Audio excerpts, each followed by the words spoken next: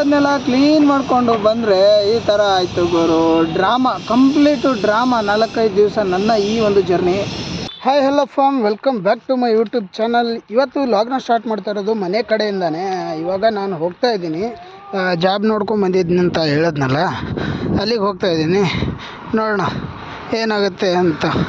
Already ಎಲ್ಲ ಮಾತಾಡ್ದಾಗೆ ಆಗಿದೆ, ಇನ್ನೇನು ಉಳಿದಿಲ್ಲ ಮಾತಾಡೋಕ್ಕಲ್ಲಿ. ಬರೀ ಹೋಗಬೇಕು, ಐ ಡಿ ಕ್ರಿಯೇಟ್ ಆದರೆ ಜಾಬ್ ಪಕ್ಕ ಅಂತ ಅರ್ಥ. ನೋಡೋಣ, ಇವತ್ತೆಲ್ಲ ಡಾಕ್ಯುಮೆಂಟ್ಸ್ ಎಲ್ಲ ತಗೊಂಡು ಹೋಗ್ತಾ ಇದ್ದೀನಿ. ಐ ಡಿ ಕ್ರಿಯೇಟ್ ಮಾಡಿ, ಐ ಡಿ ಕ್ರಿಯೇಟ್ ಆದರೆ ಇವತ್ತು ಜಾಬ್ನ ಮಾಡಿ, ಅಂದರೆ ಕೆಲಸನ ಮಾಡ್ತೀನಿ. ಮಾಡಿ ಮತ್ತು ನಿಮಗೆ ಕೆಲಸ ಹೇಗಿದೆ, ಏನು ಕಷ್ಟ ಇದೆಯಾ ಅಥವಾ ಈಜಿ ಇದೆಯಾ, ಪೇಮೆಂಟ್ ಎಷ್ಟು ಎಲ್ಲ ರಿಟರ್ನ್ ಬರಬೇಕಾದ್ರೆ ಹೇಳ್ತೀನಿ. ಈ ಲಾಗು ಇವತ್ತು ಬರೋಲ್ಲ, ನಾಳೆಗೆ ಬರುತ್ತೆ. ಏನಕ್ಕಂದರೆ ಇವತ್ತು ನಾನು ಒಂದು ವೇಳೆ ಏನಾದರೂ ಜಾಬ್ನ ಮಾಡಿದ್ರೆ ಅಲ್ಲೇ ಇರಬೇಕಾಗತ್ತೆ 11 ಗಂಟೆವರೆಗೂ.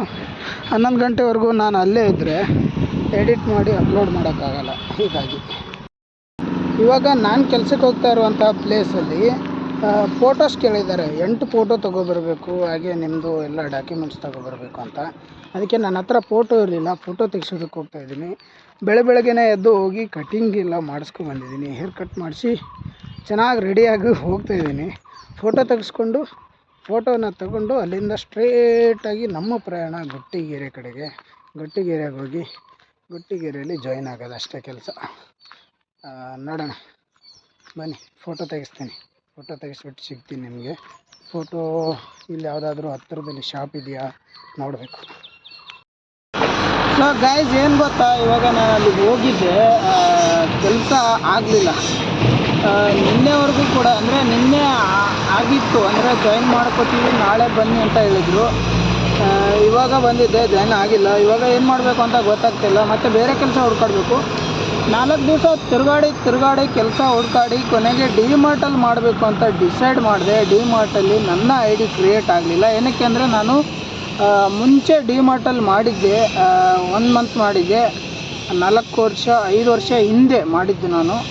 ಅದಕ್ಕೆ ಒಂದು ಟೈಮ್ ಮಾಡಿದ್ರೆ ಇನ್ನೊಂದು ಟೈಮು ಅಲ್ಲಿ ಸೇರ್ಕೊಳ್ಳೋಕ್ಕೆ ಬರೋದಿಲ್ಲ ಅಂತ ಹೇಳಿದ್ರು. ಅದಕ್ಕೆ ಇವಾಗ ನನ್ನ ಐ ಡಿ ಕ್ರಿಯೇಟ್ ಆಗಿಲ್ಲ. ರಿಟರ್ನ್ ಬಂದಿದ್ದೀನಿ, ಕೂತ್ಕೊಂಡಿದ್ದೀನಿ. ಇಲ್ಲಿ ಬೇರೆ ಕಡೆ ಇನ್ನೂ 4-5 ಕಡೆ ನಾನು ನೋಡಿದ್ದೀನಲ್ಲ ನಿನ್ನೆ, ಅಲ್ಲೆಲ್ಲ ಆಗುತ್ತೆ. ಅಂದರೆ ನಾನು ಅಲ್ಲೆಲ್ಲೂ ಮಾಡಿಲ್ಲ, ಫಸ್ಟ್ ಟೈಮ್ ಹೋಗ್ತಾ ಇರೋದು. ಅಲ್ಲೆಲ್ಲ ಕಡೆ ಆಗುತ್ತೆ. ಇವಾಗ ಅಲ್ಲಿಗೆ ಸೇರ್ಕೋಬೇಕಾ, ಏನು ಮಾಡಬೇಕು ಅಂತ ಗೊತ್ತಾಗ್ತಾಯಿಲ್ಲ. ಕಟ್ಟಿಂಗೆಲ್ಲ ಮಾಡಿಸಿ ಫುಲ್ಲು ಮಸ್ತಾಗಿ ರೆಡಿಯಾಗಿ ಶೇವಿಂಗ್ ಮಾಡಿಸಿ ಇರೋದನ್ನೆಲ್ಲ ಕ್ಲೀನ್ ಮಾಡಿಕೊಂಡು ಬಂದರೆ ಈ ಥರ ಆಯಿತು ಗುರು. Drama, complete drama. 4-5 ದಿವಸ ನನ್ನ ಈ ಒಂದು ಜರ್ನಿ. ಏನು ಮಾಡೋಕ್ಕಾಗಲ್ಲ, ಮಾಡಿದ್ದನ್ನೋ ಮಾರಾಯ ಅಂತಾರಲ್ಲ, ಆ ರೀತಿ ಆಯಿತು ಗುರು. ನೋಡೋಣ ಇವಾಗ ಏನಾಗುತ್ತೆ ಅಂತ ಕಾದ್ಬಿಟ್ಟು. ಬೇರೆ ಕಡೆ 4 ಕಡೆ ಇರೋದ್ರಲ್ಲಿ ಯಾವುದು ಬೆಸ್ಟು, ಯಾವುದಕ್ಕೆ ಹೋದರೆ ಚೆನ್ನಾಗಿರುತ್ತೆ ಅಂತ ಡಿಸೈಡ್ ಮಾಡಬೇಕು. ಅದಕ್ಕೆ ಸುಸ್ತಾಗಿ ಬಂದ್ಬಿಟ್ಟು ಒಂದು ಕಡೆ ಕೂತ್ಕೊಂಡಿದ್ದೀನಿ. ರಿಲ್ಯಾಕ್ಸ್ ಆಗೋಣ ಫಸ್ಟು. ಅರ್ಜೆನ್ಸಿಲಿ ಯಾವುದು ಕೂಡ ಡಿಸಿಷನ್ ತಗೊಳ್ಳೋದು ಬೇಡ ಅಂತ ಒಂದು 5 ನಿಮಿಷ ರಿಲ್ಯಾಕ್ಸ್ ಆಗಿ ಕಾಮಾಗಿ ಕೂತ್ಕೊಂಡು ಯೋಚನೆ ಮಾಡಿದರೆ ಗೊತ್ತಾಗುತ್ತೆ. ನೋಡೋಣ ಎಲ್ಲಿಗೆ ಹೋಗ್ತೀನಿ ಅಂತ ನೆಕ್ಸ್ಟ್ ಅಪ್ಡೇಟ್ ಮಾಡ್ತೀನಿ. ಸೊ ಗೈಸ್, ಇವಾಗ ಅಲ್ಲಿಂದ ನಾನು ಡೈರೆಕ್ಟಾಗಿ ಮನೆಗೆ ಬಂದೆ. ಏನಕ್ಕೆ ಅಂದರೆ ನಾನು ಅದಕ್ಕಿಂತ ಮುಂಚೆ ಡಿಮಾರ್ಟು ಮತ್ತು ಇನ್ನೊಂದು ಕಡೆ ಮೆಕ್ಡೊನಾಲ್ಡ್ಸ್ ಅಂತ 2 ಕಡೆ ನಾನು ಡಿಸೈಡ್ ಆಗಿದ್ದು. KFCಲಿ ಟೈಮ್ ಸೆಟ್ ಆಗೋಲ್ಲ, KFCಲಿ ಹೋಗೋಕ್ಕಾಗಲ್ಲ ಅಂತ ಅದನ್ನು ಬಿಟ್ಬಿಟ್ಟೆ. ಅಂದರೆ ಬೆಳಿಗ್ಗೆ 10ರಿಂದ ಸಂಜೆ 7 ಗಂಟೆವರೆಗೂ ಅಂತ ಹೇಳಿದರು KFCಲಿ. ಅದು ನಂಗೆ ಅಡ್ಜಸ್ಟ್ ಆಗೋಲ್ಲ ಅಂತ ಬಿಟ್ಟೆ. ಅದನ್ನು ಬಿಟ್ಟು ಮೆಕ್ಡೊನಾಲ್ಡ್ಸು ಡಿಮಾರ್ಟ್ದು ಟೈಮ್ ಅಡ್ಜಸ್ಟ್ ಆಗ್ತಿತ್ತು ಅಂತ ಇವೆರಡನ್ನು ಟ್ರೈ ಮಾಡಬೇಕು ಅಂದ್ಕೊಂಡಾಗ ಡಿಮಾರ್ಟು ತುಂಬಾ ಕಂಫರ್ಟೇಬಲ್ ಆಗಿತ್ತು. ಡಿಮಾರ್ಟಲ್ಲಿ ನನ್ನ ಐ ಡಿ ಕ್ರಿಯೇಟ್ ಆಗೋಲ್ಲ ಅಂತ ಗೊತ್ತಾಯಿತು. ನಾನು ಮಧ್ಯಾಹ್ನ ಬರಬೇಕಾದ್ರೆ ಹೇಳಿದೆ, ಮುಂಚೆ ಹೇಳಿದ್ದೀನಿ, ನೋಡಿರ್ತೀರ ಇವಾಗ ಪೂರ್ತಿ ಲಾಗ್ ನೋಡಿದವರು. ಆ ಥರ ಐ ಡಿ ಕ್ರಿಯೇಟ್ ಆಗೋಲ್ಲ ಅಂದಾಗ ಮತ್ತು ನಾನು ಬೇರೆ ಉಳಿದಿದ್ದು ಆಪ್ಷನು ಮೆಕ್ಡೊನಾಲ್ಡ್ಸು. ಅಲ್ಲಿಗೆ ಹೋಗಿ ಕೇಳಿದಾಗ ಮೆಕ್ಡೊನಾಲ್ಡ್ಸಲ್ಲಿ ಆಲ್ರೆಡಿ ವೇಕೆನ್ಸಿ ಫುಲ್ ಆಗಿದೆ, ಅಂದರೆ ತೊಗೊಂಡಿದ್ದೀವಿ, ನೀವು ಬರಲಿಲ್ಲ ಅಂತ ಹೇಳಿದ್ರು. ಅದಕ್ಕೆ ಇವಾಗ ಏನು ಮಾಡಬೇಕು, ಮತ್ತೆ ಕೆಲಸ ಹುಡ್ಕಾಡೋದೆ ನಮ್ಮ ಕೆಲಸ ಆಗುತ್ತೆ. 3-4 ದಿವಸ ಕೆಲಸ ಹುಡ್ಕಾಡಬೇಕು ಮತ್ತೆ. ಅಂದರೆ ಯಾವುದು ಕಂಫರ್ಟೇಬಲ್ ಆಗುತ್ತೆ ನನಗೆ, ಟೈಮ್ ಇಲ್ಲ ಯಾವ್ದು ಸೆಟ್ ಆಗುತ್ತೆ ಆ ಥರ ಕೆಲಸ ಹುಡ್ಕಾಡಬೇಕಾಗತ್ತಲ್ಲ. ಅದಕ್ಕೆ ಮತ್ತೆ ಕೆಲಸ ಹುಡ್ಕಾಡೋದೆ ಕೆಲಸ ಆಗುತ್ತೆ ನಾಳೆಯಿಂದ. ನೋಡಬೇಕು ಎಷ್ಟು ದಿವಸ ಆಗುತ್ತೋ ಏನೋ ಗೊತ್ತಿಲ್ಲ. ಲಾಸ್ಟ್ ಟೈಮು 2-3 ದಿವಸದಲ್ಲೇ ಸಿಕ್ಕಿತ್ತು. ಇವಾಗ ಎಷ್ಟು ಟೈಮ್ ತೊಗೊಳುತ್ತೋ ಗೊತ್ತಿಲ್ಲ. 2-3 ದಿವಸ ಅಂತೂ ಓಡಾಡಲೇಬೇಕು ಗುರು ಈ ಒಂದು ಕೆಲಸ ಹುಡ್ಕಾಡೋದಕ್ಕೆ. ನೋಡೋಣ ಕ್ಲೀನಾಗಿ 2-3 ದಿವಸ ನೋಡಿ ಯಾವ ಕೆಲಸ ನಮಗೆ ಸೆಟ್ ಆಗುತ್ತೆ, ಯಾವುದು ನನಗೆ ಅಡ್ಜಸ್ಟ್ ಆಗುತ್ತೆ ಟೈಮು, ಆ ಥರ ನೋಡಿಕೊಂಡು ಹೋಗಬೇಕು. ಅಲ್ಲಿವರೆಗೂ ಕೂಡ ಮತ್ತೆ ಫ್ರೆಂಡ್ಸ್ ರೂಮಲ್ಲೇ ನನ್ನ ಜೀವನ ಕಂಟಿನ್ಯೂ ಆಗುತ್ತೆ.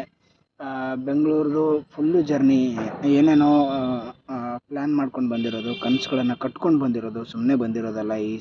ಈ ಟೈಮ್ ಬರಬೇಕಾದ್ರೆ ಅಷ್ಟು ದೊಡ್ಡ ಆಲ್ ಕರ್ನಾಟಕ ಅಂತ ಒಂದು ದೊಡ್ಡ ಜರ್ನಿನ ಕಂಪ್ಲೀಟ್ ಮಾಡಿ ಅದರಿಂದ ಕೆಲವೊಂದಿಷ್ಟು ಎಕ್ಸ್ಪೀರಿಯೆನ್ಸನ್ನು ತಗೊಂಡು ಇವಾಗ ಬೆಂಗಳೂರಲ್ಲಿ ಏನಾದರೂ ಮಾಡಬೇಕು ಅಂತ ಬಂದಿರೋದು.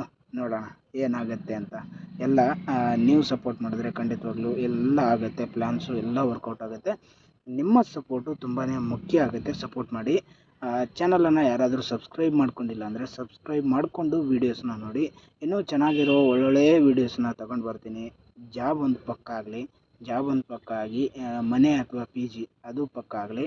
ಆದಮೇಲಿಂದ ಅಲ್ಲಿಂದ ಬರೋದೆಲ್ಲ ಒಳ್ಳೊಳ್ಳೆ ಲಾಗ್ಸ್ ಆಗಿರುತ್ತೆ. ನೀವು ಎಕ್ಸ್ಪೆಕ್ಟು ಮಾಡಿರೋಲ್ಲ ಇವನಿಂದ ಈ ರೀತಿಯ ಲಾಗ್ಸನ್ನು, ಅಂಥ ಲಾಗ್ಸನ್ನು ಕೊಡ್ತೀನಿ.